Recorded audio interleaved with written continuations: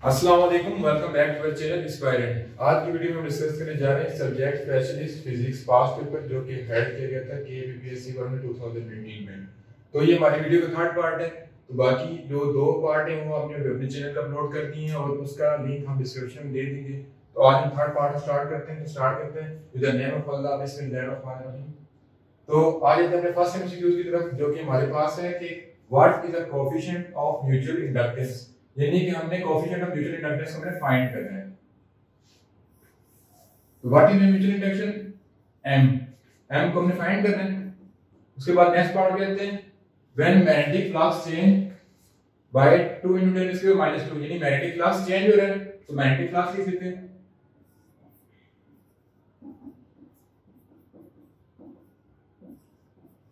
Second चीज है and change current, और करंट कितना चेंज हो रहा है, del I by del T कितना हमारे पास आ रहा है 0.01 एम्पीयर। तो हम जो म्यूचुअल इंडक्शन का फार्मूला यूज कर लेते हैं जो कि होता है del B = m del I divided by del t। कभी बार सब नेगेटिव साइन आ जाता है, जब नेगेटिव साइन शो कर रहा हो तो बेसिकली लेंस डाल के करेंगे।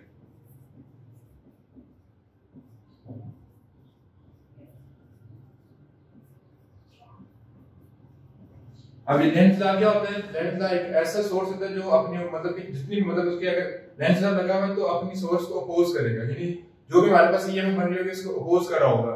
तो हम इसे सॉल्व कर लेते हैं। हम m फाइंड करते हैं। m = magnetic flux multiply del I by del t।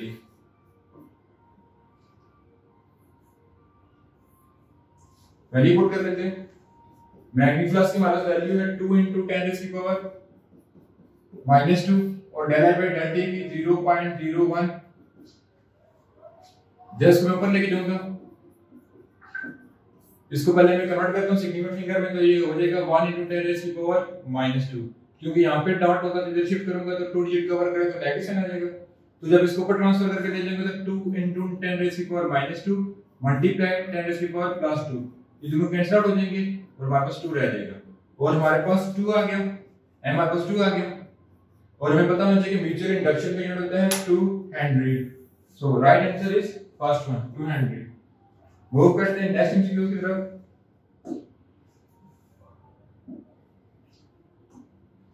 जो क्या है कि induce EMF of coil proportional to, कि इंड्यूस ईएमएफ किस चीज के प्रोपोर्शनल होता है। तो इंड्यूस ईएमएफ को हम लिख लेते हैं E = -L del I divided by del t, जो कि डेल I डेल t निकलता है मैग्नेटिक फ्लक्स से जो कहता है B.A। हम देख सकते हैं किस चीज पे जो है ये इंड्यूस ईएमएफ डिपेंड कर रहा होता है, तो मैग्नेटिक फील्ड पे भी डिपेंड कर रहा है। नेक्स्ट चीज हमारे पास rate of change of magnetic flux through coil, उस पे भी डिपेंड कर रहा है। नेक्स्ट चीज है area of coil, area of coil पे डिपेंड कर रहा है। और लास्ट में ऑल ऑफ द अबव, जब ये इसे भी डिपेंड करे, इसे भी डिपेंड करे, इसे भी डिपेंड करे, तो मीन सब पे डिपेंड करे, तो हमारे पास जो राइट ऑप्शन है वो लास्ट में होता है कि all of the above. Move करते हैं नेक्स्ट एमसीक्यू की तरफ, जो कि हमारे पास है कि the use of laminated iron core is produce of. अब आयरन कोर हमारे पास यूज क्यों होता है, बेसिकली आपने इंडक्शन का नाम सुना होगा, यानी जितनी इंडक्शन ज्यादा होंगी, जितनी नंबर ऑफ टर्न ज्यादा होंगी उसको बोलते हैं नंबर ऑफ टर्न, और जितनी ज्यादा number of magnetic field produce होती है, यानी n is directly proportional to b। तो जब भी किसी मतलब कि इंडक्शन के इंस्ट्रूमेंट में से हम मैग्नेटिक फील्ड प्रोड्यूस कर रहे होंगे तो हमारे पास बेसिकली आयरन कोर यूज होगी। आयरन कोर क्यों यूज करते हैं, बेसिकली आयरन कोर करंट को बहुत अच्छी तरीके से सपोर्ट कर रही होती है। तो हमारे पास लिखा हुआ है कि the use of laminated iron core limit the production of, किस चीज की प्रोडक्शन को लिमिट कर देती है, तो वो होता है एडी करंट की। मूव करते हैं नेक्स्ट एमसीक्यूज की तरफ, जिसमें लिखा हुआ है कि at what rate volt it be necessary for a single conductor, कि हमारे पास क्या रेट, जहां पे भी लिखा आ जाएगा रेट, लेट्स को लिखो रेट ऑफ करंट, उसका मतलब हो जाएगा करंट की डिवाइड में टाइम आ जाएगा। लेट्स को में लिखो रेट ऑफ वेलोसिटी, जिसको हम पढ़ते हैं कि एक्सेलरेशन की डेफिनेशन पढ़ते हैं कि rate of change of velocity का एक्सेलरेशन, तो वेलोसिटी डिवाइड में क्या आ जाएगा टाइम, यानी जिस चीज के साथ रेट मेंशन होगा उसकी डिवाइड में टाइम आ जाएगा। तो हमारे पास लिखा है कि व्हाट रेट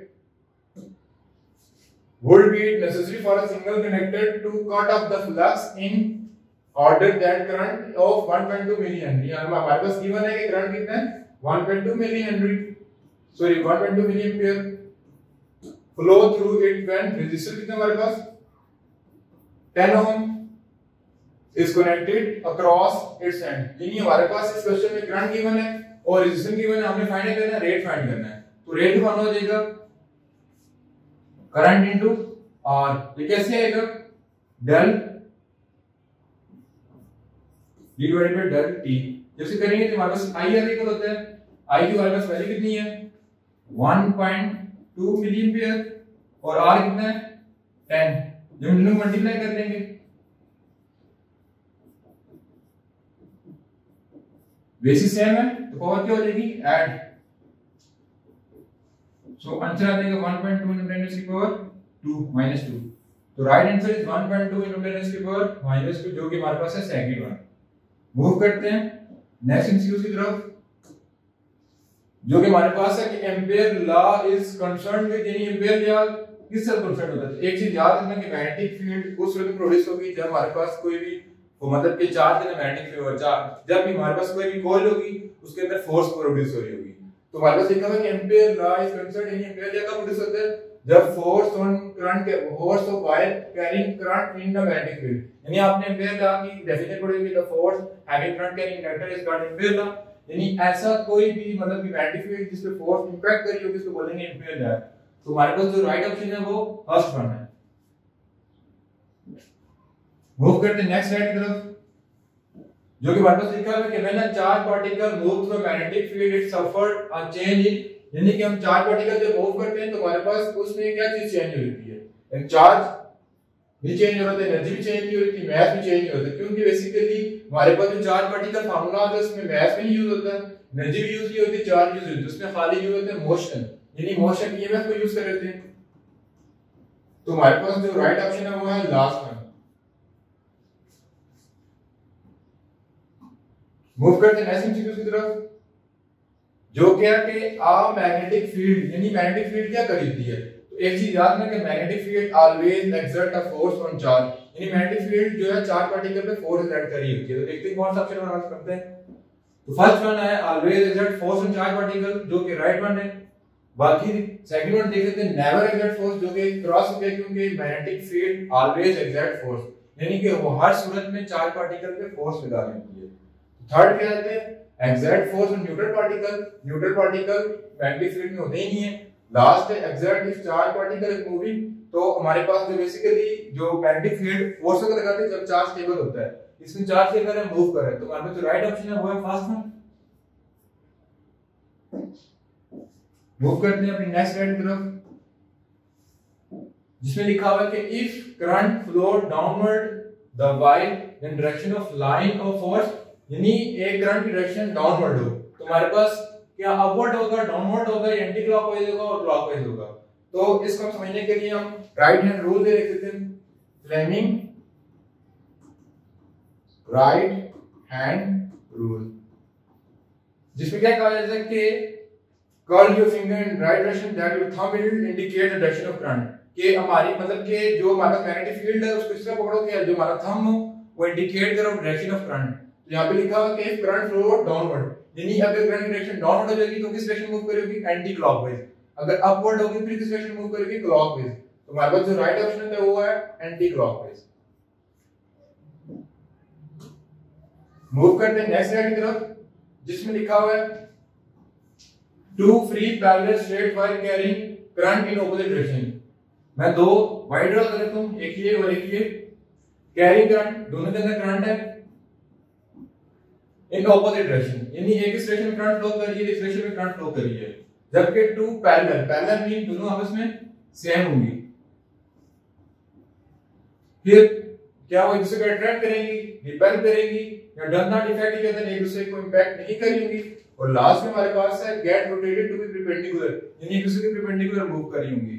तो एक चीज हमें पता होगी कि अगर दो मतलब कि दो लाइन एक डायरेक्शन में मूव कर रही हो तो एक से क्या कर रही होती है, रिपेल कर रही होती है। तो बेसिकली टू वायर हैं जो कि एक डायरेक्शन में मूव कर रही हैं।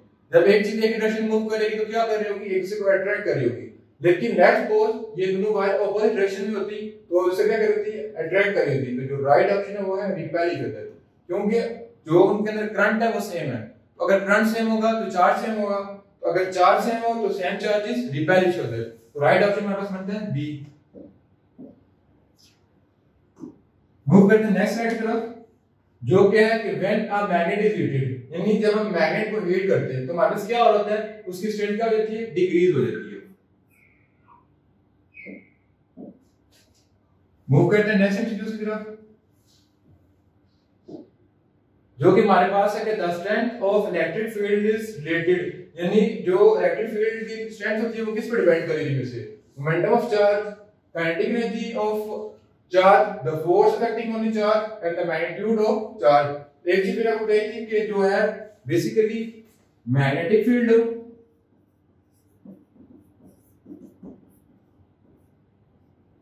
या इलेक्ट्रिक फील्ड दोनों में फोर्स का इंपैक्ट लग रहा होता है, यानी दोनों फोर्स को चेंज कर रही होती हैं। तो क्वेश्चन पे फोकस करते हैं the strength of electric field related, तो यानी किसके रिलेटेड कर रही होगी, मोमेंटम ऑफ चार्ज, क्योंकि फोर्स से निकल रही है तो ये रॉन्ग हो गया। The kinetic energy of charge ये भी रॉन्ग हो गया। The force the acting on the charge, यानी ऐसी फोर्स चार्ज पे एक्ट कर रही हो, तो हमारे पास जो राइट ऑप्शन है वो है सी, क्योंकि हमें पता होना चाहिए कि electric field and magnetic field always exert the force on charge, यानी इलेक्ट्रिक फील्ड और मैग्नेटिक फील्ड हर सूरत में चार्ज पे एक फोर्स पैदा होती है, जिनकी चेंजिंग की वजह से हमारे पास इलेक्ट्रिक फील्ड में इलेक्ट्रिक फ्लक्स प्रोड्यूस होता है, इलेक्ट्रिक फ्लक्स की वजह से हमारे घरों में इलेक्ट्रिसिटी आती है, और मैग्नेटिक फील्ड में मैग्नेटिक फ्लक्स प्रोड्यूस होता है, जिसकी वजह से मैग्नेटिक फील्ड में करंट आता है। तो जिसका राइट ऑप्शन है वो है the force acting on a charge particle. जैसे हमने मैग्नेटिक फ्लक्स का फॉर्मूला पढ़ा है और इलेक्ट्रिक फ्लक्स का फॉर्मूला पढ़ा है, तकरीबन दोनों में इतना डिफरेंस नहीं है। जैसे अगर मैं इलेक्ट्रिक फ्लक्स का लिखूं तो B dot A cos theta होता है। अगर मैं मैग्नेटिक फ्लक्स का लिखूं, सॉरी ये मैंने मैग्नेटिक फ्लक्स का लिख दिया, उसमें हो जाता है E डॉट A, यानी दोनों में फर्क इस चीज का है, इलेक्ट्रिक फ्लक्स और मैग्नेटिक फ्लक्स। इलेक्ट्रिक फ्लक्स में इलेक्ट्रिक फील्ड आ जाती है और मैग्नेटिक फ्लक्स में मैग्नेटिक फील्ड आ जाती है। अब एरिया आ गया, एरिया डिपेंड करता है प्रेशर के लिए, P is equal to F divided by A, यानी एरिया और फोर्स का अगर रिलेशनशिप देखा जाए तो दोनों के दरमियान डायरेक्ट रिलेशन है, यानी A direct relation with force. तो आपको डेरिवेशन करने का मकसद ये था कि इलेक्ट्रिक मैग्नेटिक फील्ड और इलेक्ट्रिक फील्ड या बेसिकली चार्ज पार्टिकल पे कैसे फोर्स लगा रही होती है। तो एक चीज याद रखना कि magnetic field and electric field always exact force लगा रहे चीज होते हैं चार्ज पार्टिकल पे, ठीक है।